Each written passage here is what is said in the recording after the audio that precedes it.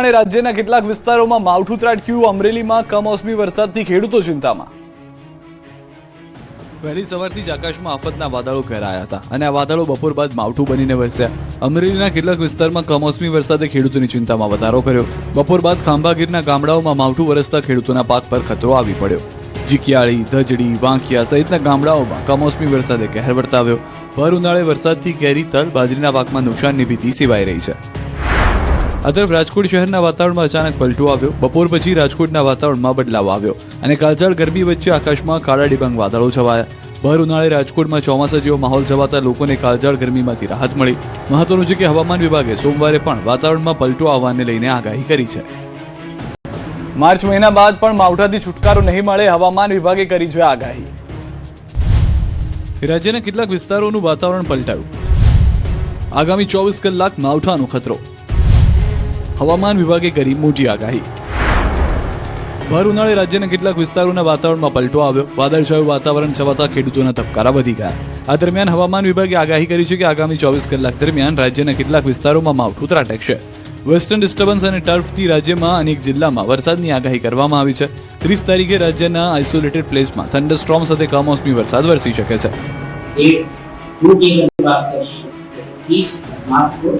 इसमें भी हम आइसोलेटेड थंडरस्टॉर्म के साथ लाइट मॉडरेट रेन एक्सपेक्ट कर सकते हैं. 30 से 40 किलोमीटर से हवाएं भी एक्सपेक्ट कर सकते हैं. जिसकी टच है हमारा वो बनासकांठा है, पाटन है, મહેસાણા है, सब है. માત્ર 24 કલાક જ નહીં, એપ્રિલની શરૂઆતમાં પણ ખેડૂતોને માવઠાનો માર સહન કરવો પડશે. હવામાન વિભાગે કહ્યું કે 2 અને 3 એપ્રિલે ફરી વરસાદની સંભાવના છે. કેટલાક વિસ્તારમાં તો 30 થી 40 કિલોમીટરની ઝડપે પવન ફૂંકાઈ શકે છે અને તાપમાનમાં આગામી 4 દિવસ માટે 2 થી 3 ડિગ્રીનો ઘટાડો થઈ શકે છે. અમદાવાદમાં વાદળછાયું વાતાવરણ જોવા મળી શકે છે.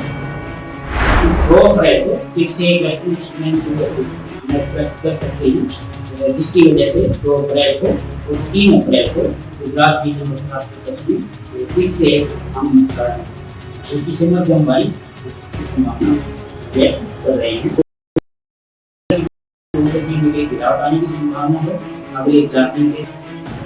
मौसमના મિજાજ.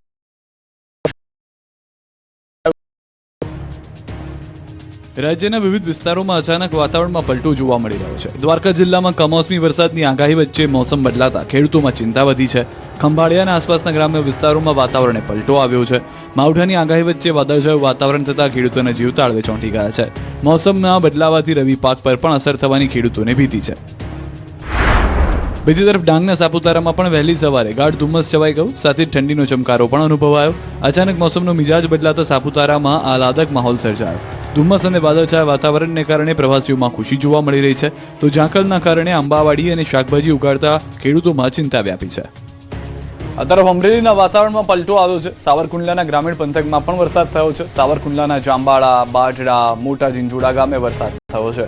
દજડી, સાકરપરા, અભરામપરા ગામમાં પણ વરસાદી છાંટા પડ્યા છે. ભર ઉનાળે સાવરકુંડલાના ગામડાઓમાં અસહ્ય તાપમાન બાદ વરસાદ જોવા મળ્યો છે. આંબાના પાકને નુકસાન જવાની ભીતિ હાલમાં આંબાવાડીના માલિકો સેવી રહ્યા છે. અન્ય સમાચાર પર હવે નજર કરીએ. ધોરાજીમાં ખેલાયો ખૂની ખેલ. રૂપિયાની ઉઘરાણીમાં કુહાડીના ઘા ઝીકી યુવાનની હત્યા. ધોરાજીમાં કુહાડીના ઘા ઝીકી યુવકની સનસનીખેજ હત્યા. રાજકોટ ગ્રામ્યના ધોરાજી પંથકમાં પૈસાની રીતના મામલે આંગડિયા પેઢીના માલિક દ્વારા યુવકની સરેઆમ કરપીણ હત્યા કરાતા ખળભળાટ મચી ગયો. જૂની અદાવત અને નાણાકીય વ્યવહારમાં થયેલી બોલાચાલીનું પરિણામ લોહિયાળ અંતમાં પરિણમ્યું. જોકે પોલીસે ગણતરીના સમયમાં જ યુવકની હત્યા કરનાર આરોપીઓને દબોચી લીધા. સીસીટીવીના આધારે પોલીસે આરોપીની ધરપકડ કરી અને રાજકોટની પીઆર આંગડિયા પેઢીના માલિક સહિત 2 વ્યક્તિ સામે હત્યાનો ગુનો નોંધ્યો. મહત્વનું છે કે શાકભાજીના વેપારીની પૈસાની લેવડ દેવડના મામલે હત્યા કરાઈ હતી. આરોપીઓએ ફરિયાદીના દીકરા પર હુમલો કર્યો હતો. ઘટનામાં વચ્ચે પડેલા કૌટુંબિક ભાઈના પુત્ર હિમાલયની હત્યા કરી દીધી. હિમાલય બારૈયાના ગરદન કુહાડી વડે હુમલો કર્યો હતો. ગંભીર ઇજાના કારણે હિમાલયનું સારવાર દરમિયાન મોત નીપજ્યું હતું.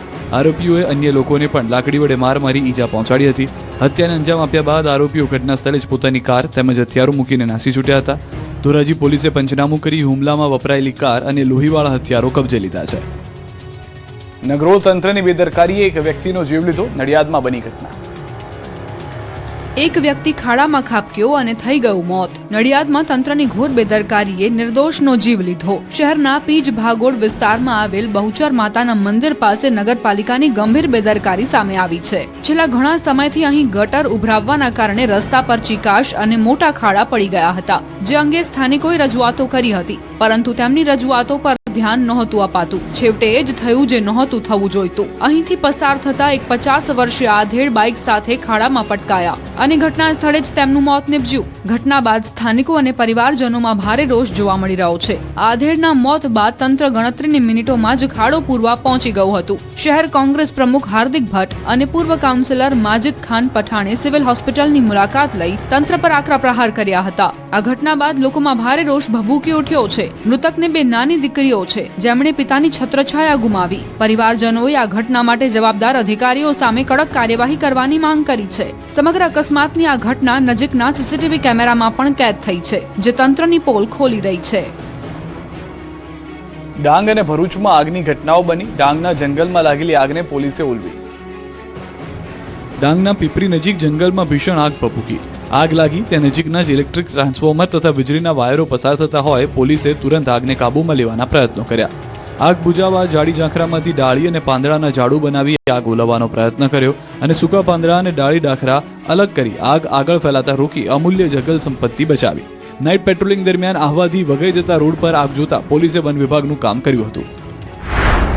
આ તરફ ભરૂચમાં એક મોપેડમાં અચાનક આગ લાગી જતા અફરાતફરી મચી ગઈ. માહિતી મુજબ મોપેડ ચાલક પોતાની વાહન લઈને જતા હતા ત્યારે અચાનક મોપેડમાંથી ધુમાડો નીકળવા લાગ્યો અને થોડા જ સમયમાં આગ ભભૂકી ઉઠી. આગ એટલી ઝડપથી ફેલાઈ ગઈ કે ગણતરીની પળોમાં આખું વાહન બળીને ખાક થઈ ગયું. આ બનાવને લઈને સ્થાનિક લોકો ઘટના સ્થળે દોડી આવ્યા હતા અને આગ બુઝાવવાનો પ્રયાસ કર્યો હતો. જોકે ત્યાં સુધીમાં મોપેડ સંપૂર્ણ બળી ચૂકી હતી. પ્રાથમિક અનુમાન મુજબ મોપેડમાં શોર્ટ સર્કિટના કારણે આગ લાગી હોવાની શક્યતા વ્યક્ત કરવામાં આવી રહી છે. તોફાની તત્વોએ આજે પણ આતંક મચાવ્યો. ભાવનગરમાં યુવકની જાહેરમાં હત્યા તો સુરતમાં પોલીસની હાજરીમાં ધીંગાણું થયું. ભાવનગર નજીકના વાણુકટ ગામે જાહેરમાં હત્યાની ઘટના સામે આવી. યુવાનની જાહેરમાં હત્યા કરવામાં આવી, જેનો લાઈવ વિડીયો વાયરલ થયો છે. હુમલાખોરોએ રવિના પેટના ભાગે ઉપરા ઉપરી છરીના ઘા ઝૂક્યા હતા. હુમલો એટલો ભયાનક હતો કે રવિ ગંભીર રીતે લોહીલુહાણ હાલતમાં રસ્તા પર ઢળી પડ્યો હતો. ઘટનાની જાણ થતાં વિસ્તારમાં અરેરાટી મચી ગઈ, તેમજ લોકોના ટોળે ટોળા ઉમટ્યા હતા. ઘટનાને અંજામ આપી હત્યારાઓ ફરાર થઈ ગયા છે. આ તરફ સુરતના ઉત્તરાયણમાં પ્લોટના ડખામાં પોલીસની હાજરીમાં જ ધીંગાણું થયું. મહિલાઓ સહિતના 2 પરિવારો સામસામે આવી ગયા. મારામારી અને ઘરમાં તોડફોડના વિડીયો વાયરલ થયા. પ્લોટ 1 અને દાવેદારો 2 હોવાથી વિવાદ સર્જાયો હતો. આ દરમિયાન પોલીસ તપાસ કરવા ગઈ અને મામલો વધુ વિચક્યો હતો. પોલીસે બંને પક્ષો વિરુદ્ધ ગુનો નોંધી આગળની તપાસ શરૂ કરી છે. પાદરા તાલુકાના કુરાલ ગામે બબાલ માથાભારે તત્વોએ તોફાન મચાવ્યું. દારૂના નશામાં બેફામ ગાળો ભાંડી હોવાના આરોપ મૂકીને 2 લોકો પર જીવલેણ હુમલો કર્યો. હુમલાની ઘટનામાં એક વ્યક્તિને માથાના ભાગે ટાંકા આવ્યા અને અન્ય એકને મોઢાના ભાગે ઈજા પહોંચી હતી. આ તરફ પોલીસે યોગ્ય ફરિયાદ ન લીધા હોવાનો પણ આરોપ મુકાયો હતો. વલસાડના હાઈવે પર માનવતા મરી પરવારી. અકસ્માત બાદ રાહદારી રોડ પર રજળ્યો. વલસાડ જિલ્લાની વાપી નજીક અમદાવાદ મુંબઈ નેશનલ હાઈવે પર વિચિત્ર હિટ એન્ડ રનની ઘટના બની. અકસ્માત બાદ માનવતાને શર્મસાર કરે એવા દ્રશ્યો સામે આવ્યા. એક રાહદારી હાઈવે ક્રોસ કરવાનો પ્રયાસ કરી રહ્યો હતો.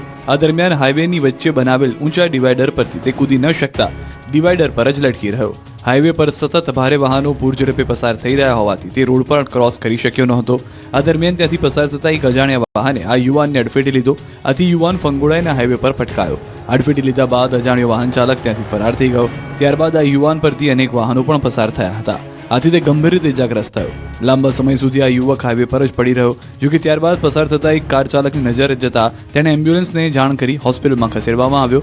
જોકે આ ઘટનામાં યુવકનું મોત નીપજ્યું છે. પરંતુ આ ઘટના રાહદારીઓ માટે લાલબત્તી સમાન છે કે આ પ્રકારે રોડ ક્રોસ કરવો જીવને જોખમમાં મૂકી શકે છે. વડોદરામાં ગેસ રિફિલિંગનું કૌભાંડ પકડાયું. એસઓજીએ ડ્રાઈવરને રંગે હાથે ઝડપ્યો. વડોદરામાં એમ્બ્યુલન્સની આડમાં ગેસ રિફિલિંગ કૌભાંડ ઝડપાતા ખળભળાટ મચી ગયો. આ કૌભાંડમાં ડ્રાઈવરે એવો તો જુગાડ કર્યો કે જાણીને મોંમાં આંગળા નાખી દેશો. કોયલી રોડ પરની આ ઘટના જ્યાં ગેસ રિફિલિંગનું કૌભાંડ ઝડપાયું છે. એમ્બ્યુલન્સની આડમાં ગેસ રિફિલિંગ કૌભાંડ થતું હોવાનું સામે આવ્યું. મહાલક્ષ્મી એજન્સીના ડ્રાઈવરની ધરપકડ થઈ છે. એસઓજીએ ડ્રાઈવર જીતેન્દ્ર ઉર્ફે દિનેશ બારિયાની ધરપકડ કરી છે. આ સાથે ટેમ્પો, સિલિન્ડરો, ગેસ રિફિલિંગના સાધનો, વજન કાંટો અને મોબાઈલ જપ્ત કરવામાં આવ્યો છે. ટેમ્પો ચાલક જીતેન્દ્ર બારિયા ડિલિવરી માટે નીકળેલા ગેસના બોટલ લઈને કોઈ અવાવરૂ સ્થળે પહોંચી જતો હતો. ત્યાં તે પાઇપની મદદથી ભરેલા સિલિન્ડરમાંથી ગેસ કાઢીને ખાલી બોટલમાં રિફિલ કરતો હતો. આ પ્રકારે ગ્રાહકોને મળતા સિલિન્ડરમાં ગેસ ઓછો આપીને તે છેતરપિંડી કરતો હતો. એસઓજીને આ અંગે સચોટ બાતમી મળતા જવાહરનગર પોલીસ સાથે તપાસ કરી હતી. વડોદરામાં તાજેતરમાં ન્યૂ વીઆઈપી રોડ પર ગેસ રિફિલિંગ કૌભાંડ પકડાયા બાદ એસઓજીએ શનિવારે કોયલી રોડ પરથી વધુ એક ગેસ રિફિલિંગ કૌભાંડ ઝડપી પાડ્યું છે. રાજકોટના જેતપુર અને વડોદરાના શિનોરમાં દીપડાએ લોકોને ડરાવ્યા. જેતપુરના ઔદ્યોગિક વિસ્તારમાં દીપડાના આંટા ફેરાથી લોકોના જીવ તાળવે ચોંટી ગયા છે. અહીં જલારામ મંદિર પાછળ ધોળા દિવસે દીપડો દેખાતા લોકોમાં ફફડાટ ફેલાયો છે. દ્રશ્યોમાં જોઈ શકાય છે કે એક દીપડો શેરીમાંથી પસાર થઈને જાડી ઝાંખરામાં જઈ રહ્યો છે. બીજી તરફથી બે શ્વાન એ તરફ જવાનો પ્રયાસ કરે છે. જો કે શ્વાન દ્રશ્યોમાં જે રીતે જોવા પડી રહ્યો છે તે રીતે દીપડાને જોઈને જાણે ગભરાઈ ગયો હોય અને ચિંતામાં મુકાઈ ગયો હોય એવું લાગે છે અને આગળ જવાનું માંડી વાળે છે. હાલ તો આ વિસ્તારમાં દીપડો દેખાયાની વાત અને વિડીયોથી લોકોમાં ભયના ઓથાર હેઠળ જીવતા હોવાની વાત છે. જાણ થતાં જ વન વિભાગની ટીમ પણ દોડી આવી છે અને તજવીજ હાથ ધરી છે. આ તરફ વડોદરાના શિનોરમાં કુંખાર દીપડાએ આતંક મચાવ્યો. ખેતરમાં આંબાના ઝાડ સાથે બાંધેલા 2 વર્ષના વાછરડાનું મારણ કરતા ખેડૂતોમાં ફફડાટ ફેલાયો. કાછોટ વગો વિસ્તાર શિનોર નર્મદા નદી કાંઠે આવેલો છે. આ વિસ્તારમાં દીપડાની હાજરીથી લોકોમાં ભયનો માહોલ છે. દીપડાએ મારણ કરતા ખેડૂતોએ વન વિભાગને જાણ કરી હતી અને કાછોટ વગા વિસ્તારમાં પાંજરું ગોઠવવાની માંગ કરી. ગીર ગઢડામાં જોવા મળ્યું સિંહોનું ટોળું. એક સાથે 6 સિંહની સવારી નીકળી.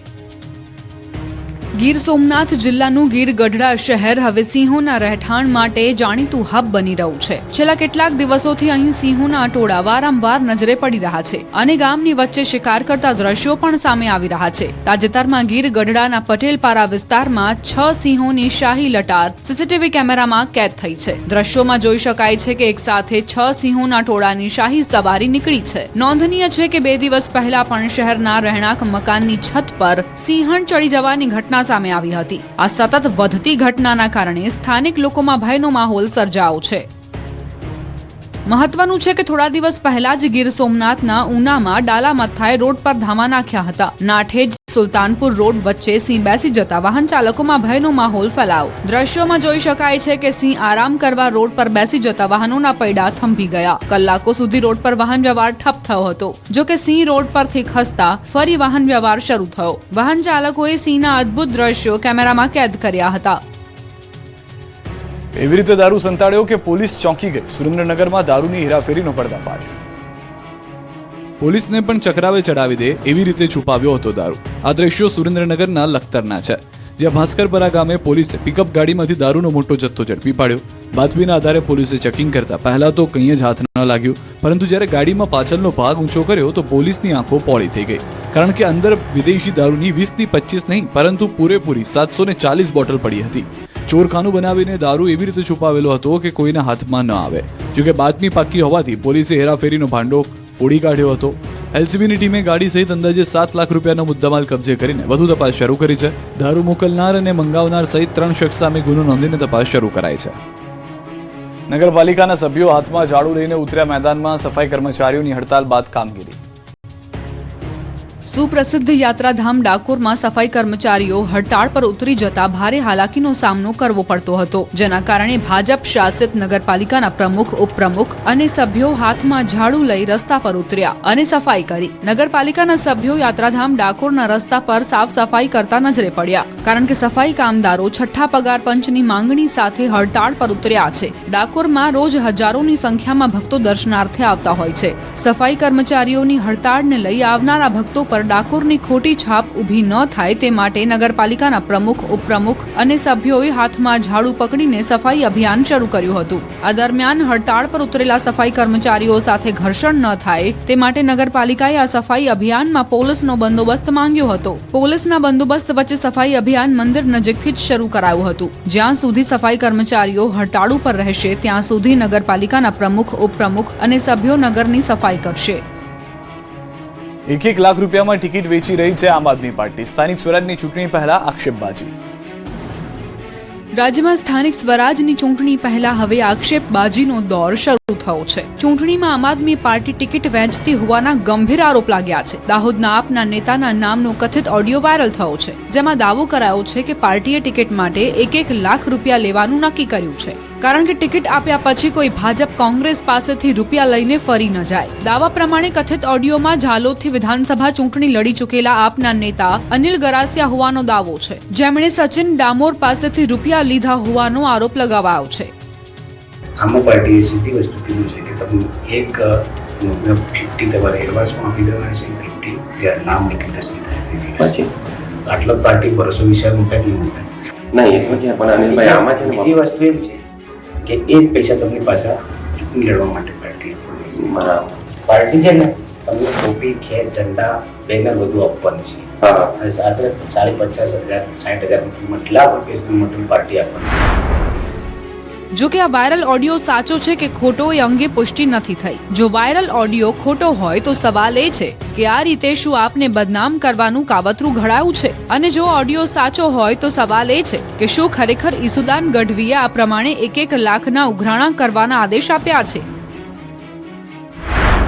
દ્વારકા જિલ્લામાં ખંભાળિયા દ્વારકા હાઈવે પર અકસ્માત. દંદાણા ગામના પાટિયા નજીક ચાલકી કાબુ ગુમાવતા બસનો અકસ્માત. બસ સવાર 7 તરણું થયા. ઇજાગ્રસ્ત સદનસીબે કોઈ જાનહાની નહીં. નળ સરોવરના દરજી ગામમાં પોલીસ પર હુમલાનો મામલો. 17 આરોપી સકંજામાં. પોલીસે કુલ 17 આરોપીની કરી ધરપકડ. પોલીસે ગામમાં કોમ્બિંગ કરી 20 લોકોને રાઉન્ડ અપ કર્યા. દારૂની રેડ કરવા ગયેલ પોલીસ પર ગામવાસીઓએ કર્યો હતો હુમલો.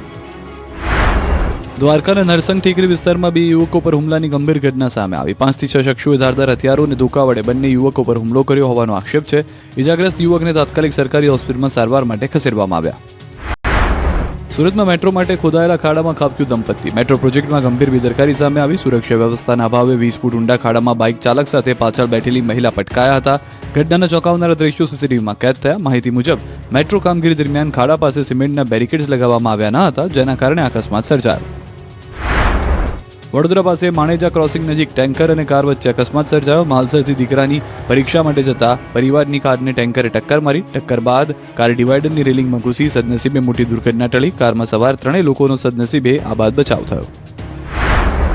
વડોદરા કોઠી 4 રસ્તા પર હંગામો થયો. અહીં માનસિક અસ્વસ્થ યુવાને સમગ્ર રસ્તો બાનમાં લીધો. યુવકના હાથમાં પથ્થર અને લોખંડી સળિયો હતો, જેથી લોકોમાં ભયનો માહોલ સર્જાયો. ટ્રાફિકમાં પણ ભારે અફરાતફરી સર્જાતા પોલીસ પહોંચી અને સ્થિતિ કાબૂમાં લીધી. અમદાવાદના ગુરુકુળ વિસ્તારમાં આવેલી એચબી કાપડિયા સ્કૂલ ખાતે મન કી બાત કાર્યક્રમ નિહાળવાનું આયોજન કરાયું. ટિફિન સાથે કાર્યક્રમનું આયોજન કરાયું. સીએમ ભૂપેન્દ્ર પટેલ કાર્યક્રમમાં ઉપસ્થિત રહ્યા. મુખ્યમંત્રી કાર્યકરો સાથે ટિફિન આરોગતા જોવા મળ્યા. ભાજપના અન્ય નેતાઓ અને કાર્યકરો પણ હાજર રહ્યા. રાજકોટમાં 2 સગીરો સાથે સૃષ્ટિ વિરુદ્ધનું કૃત્ય. જમવાની લાલચ આપી રાજકોટની એક શાળામાં સૃષ્ટિ વિરુદ્ધના કૃત્યનો આરોપ. 2 યુવકોએ શોષણ કર્યાનો આક્ષેપ. પોલીસે સમગ્ર મામલે તપાસ કરીને 2 શખ્સોની કરી અટકાયત. જૂનાગઢની પટેલ કેળવણી મંડળ ગર્લ્સ હોસ્ટેલનો વિવાદ વધુ વકર્યો. ટ્રસ્ટી કાંતિ ફળદુના પુત્ર ચેતન ફળદુનો ઓડિયો વાયરલ થયો. ધારાસભ્ય વિરુદ્ધ બેફામ વાણીવિલાસ કરતો ઓડિયો વાયરલ થયો. ચેતન ફળદુએ ધારાસભ્ય સંજય કોરડિયાને ગાળો ભાંડી. ચેતન ફળદુના વાણીવિલાસથી વાલીઓમાં ભારે રોષ ભભૂક્યો. સુરતના એક વકીલે અનોખું સ્માર્ટ મોપેડ તૈયાર કર્યું. મુકેશ ભાવસારે તૈયાર કરેલું મોપેડ આકર્ષણનું કેન્દ્ર છે. એઆઈ સેન્સર અને માઇક્રો પ્રોસેસરની મદદથી મોપેડ તૈયાર કરાયું. આ મોપેડ માણસની જેમ વાત કરે છે, વોઇસ કમાન્ડ પર ચાલે છે, એન્જિન સ્ટાર્ટ બોલતા જ ચાલુ થાય છે અને હેલ્મેટ ન પહેરો તો કલમ સાથે ચેતવણી આપે છે. છોટાઉદેપુર પંથકમાં ભર ઉનાળે પાણીની પારાયણ. પાણીની ટાંકી છે પણ નળ નથી નાખ્યા.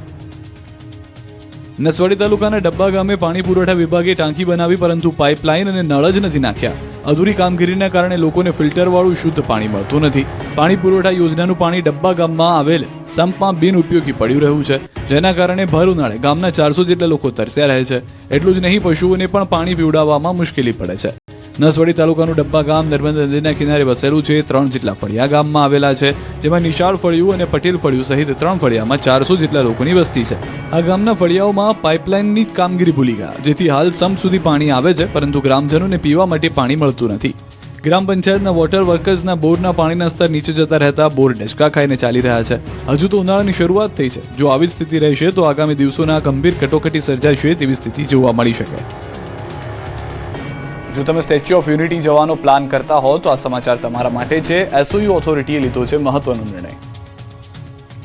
ઉનાળાના વેકેશનમાં મોટી સંખ્યામાં પ્રવાસીઓ સ્ટેચ્યુ ઓફ યુનિટી તરફ ઉમટતા હોય છે. દર વર્ષે લાખોની સંખ્યામાં અહીં પ્રવાસીઓ મુલાકાત લે છે. ત્યારે ઉનાળો શરૂ થતાં એસઓયુ ઓથોરિટીએ મહત્વનો નિર્ણય લીધો છે. સ્ટેચ્યુ ઓફ યુનિટીમાં લેઝર શો અને નર્મદા આરતીના સમયમાં ફેરફાર કરવામાં આવ્યા છે. એસઓયુ ખાતે પ્રતિદિન સાંજના 7.25 કલાકે લેઝર શો દર્શાવવામાં આવે છે. હાલમાં ઉનાળાની ઋતુની શરૂઆતને કારણે દિન પ્રતિદિન દિવસ લાંબો થઈ રહ્યો છે, જેના કારણે સાંજના 7.25 કલાકે ઘણું અંજવાળું હોવાને કારણે સ્ટેચ્યુ પર સાંજે 7.25 કલાકે દર્શાવવામાં આવતો લેઝર શો પ્રવાસીઓ વધુ સારી રીતે નિહાળી શકતા નથી, જેથી લેઝર શોનું પ્રસારણ સાંજે 7.5 કલાકનું રાખવાનો મહત્વનો નિર્ણય લેવાયો.